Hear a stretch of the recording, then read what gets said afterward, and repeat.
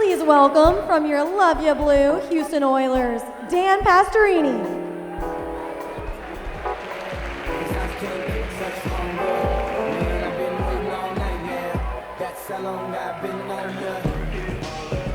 Good evening.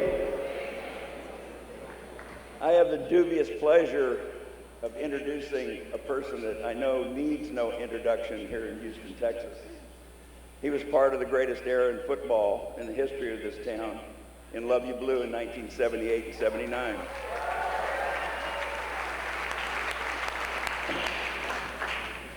I remember when he first came to the team, kept hearing a lot of things about this rookie. Of course, you got to understand, when rookies come into the league, they're useless. So anyway, we see him at practice and everything, and he was pretty fast, pretty strong, but we still had to wait and see. So finally we play Atlanta the first game of the year. And I drop back and I throw a little screen pass to Earl over here to the right. And he catches it and goes 80 yards. That was my first ball exchange between he and I. And I thought to myself, you know, this is going to be easy pickings. I mean, one pass, 80 yards, a touchdown, my rating's going to go up. But then after further review, after the game, they decided that my pass was actually a lateral. So Earl got 80 yards more rushing and a touchdown, and I lost 80 yards on my passing and a touchdown. Needless to say, back in those days, we had a lot of fun. And I call Earl Abdul because he didn't change his name like Tony Dorsett did. And he always called me Pasto. Whenever I'd walk to the line of scrimmage, Earl would sit there and I'd look at him as we got out of the huddle, and I'd see this look in his eyes like he's thinking. And he'd say, "Hey, Pasto, what's the count?" And I always walked up to the line like this. We're playing the Pittsburgh Steelers. And I hear over my shoulder, I'm walking up the line of scrimmage. "Hey, Pasto, what's the count?" And Jack Lambert says, "2, Earl. It's always on 2.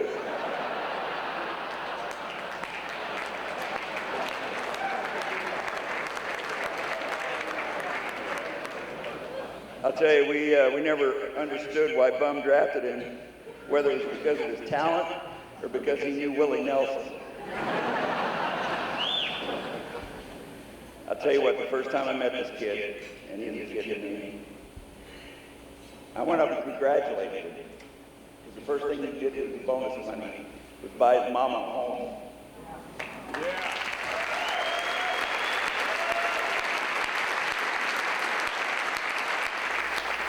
And that, to me, said enough about the character of my friend Earl Campbell. So, Earl, I am totally honored to give you this trophy tonight and be a part of your celebration. I love you, man. Always have, always will. Proud of you and proud for you.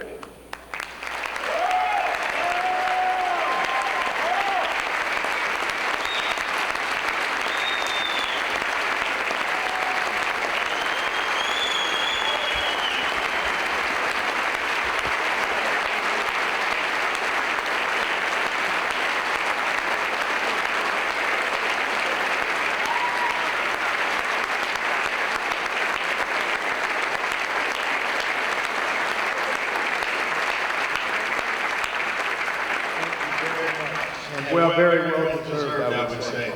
Yeah, I've gotten a chance to do some pretty exciting things in my life, but right now, sitting next to the legend, the Tyler Rose, ranks right at the top of them. Thank you. You played your very first state championship game in the Astrodome. You were drafted by the Oilers and played pretty much the significant portion of your pro career here in the city of Houston. What's your most memorable moment, football moment in the city? How you all doing?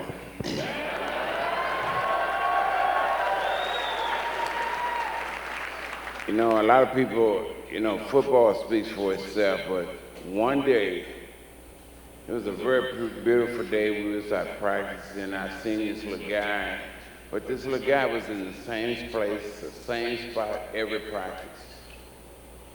So one day, you asked me about football, so this is one of my favorite things. I mean, it's probably the favorite. He had been standing there, so I go out to get in my car one day. You know, man, I never got in a hurry anyway, so I was kind of dragging along, and he says, "Hey, man, can I talk to you?" I said, "Yes, sir. What's the problem?" He said, "You don't know nothing about me, but my name is Joe Williams." I said, "Oh, man, great. What's happening? What can I do? I mean, what's up?" He says, "My daughter, she's going to be 3 years old soon. Blinded today." And I said, "Yes, so what?" You know. He says, "All she ever talk about is Earl Campbell, and she wants you to come to her birthday party." And I don't know why, but it was at a place called Angelo's Fisherman's Wharf. So Joe and I, he's gone now, bless his heart, and I think about him all the time. And people want to talk about football, but I think about things like that. Because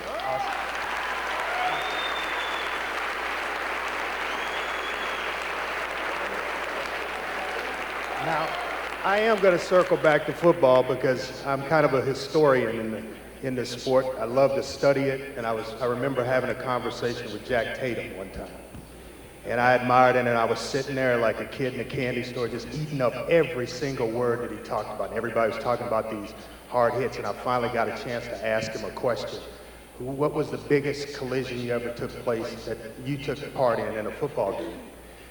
And he says, well, everybody thought it was Darryl Stingley. Everybody thought it was the tight end from Denver. I'm drawing a blank on his name right now. He said, but I remember in a game against the Houston Oilers when I met Mr. Campbell. And he showed you and paid you a tremendous amount of respect. What do you remember from that game against Jack Tatum, the late Jack Tatum? I remember, and Pastor Rainey is gone now, but we put that play in, and Carpenter was the wingman on the left side. Tim Wilson is the fullback, which Pastor Rainey is the quarterback. Tim Wilson supposedly hook around and take care of the middle linebacker. So that was on the board, I was just going to walk in and kind of have one little strong safety or something over to my right. So I figured that was my man. For some reason, Carpenter goes in motion like we've been working on. He's supposed to cut up in the hole after Tim and take care of Jack. So by the time he goes in motion, out of my eyes, see Jack moving. So, oh hell. Because I knew what was going to happen. And Carpenter, for some reason, didn't turn up in the hole behind Tim. He decided to keep running to the sideline, and they turned Jack loose on me. And I didn't have very much because I hadn't really quite got that speed going, like I can roll over him, you know. And all I could see was him coming, so I said, well, I think the little guy, you know, boom, I can push him out of the way. And he had something else happen and hit me. And all that went back. That's probably the best lick I ever had. He talks about it, and he said it was the best lick he ever had as well. You see the room tonight. You see everyone congregated tonight. What's your message to the room, the city of Houston?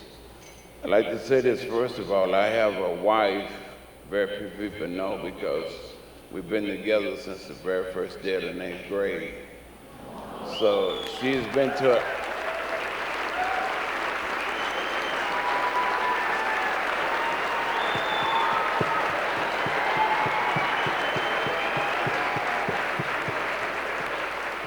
a lot of people see me and a lot of people ask me, are you married? I said, yeah, I'm married. Well, you don't have on a ring. I said, well, I played golf one time before I got older and I lost it. So.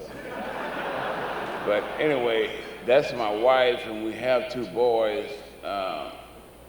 And a lot of the time, everybody only hear about Earl, so I want everybody to know, yes, I do have a wife and a family, but in public, it's always just me and another guy, so people wonder about that, but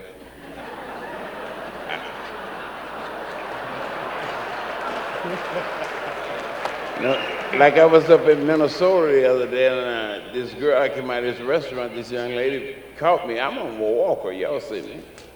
I mean, what can I do? on a walk.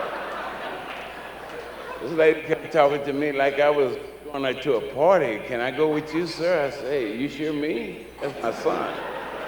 But anyway, I think this. I think, getting back to the subject, there is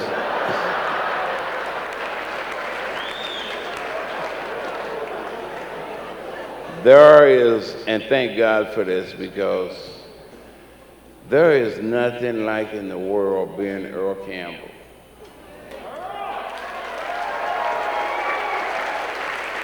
And there is nothing in the world coming back to Houston and all the traveling I do and this and this. You people, you think I made a difference in your life? Y'all really made a difference in my life.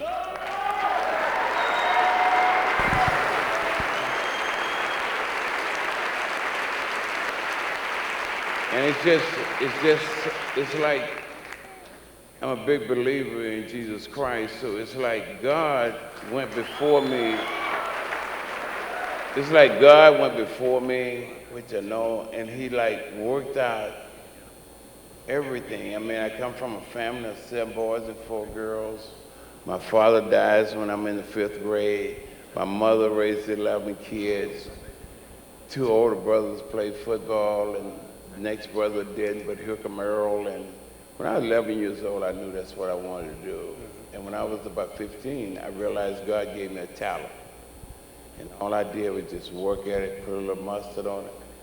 And I played with great guys that made me look good. So don't you all for once think that there's not a day go by that I don't think about all those good days I had here in Houston. And we had a leader, that guy named Bum Phillips. Oh, no doubt.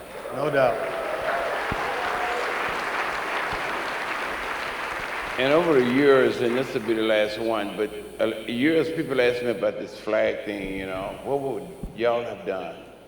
I say, well, Bum was our guy, so whatever he said, that's what we would have done. Thank you all very much. And thanks Ladies for and the gentlemen, Mr. Earl Campbell.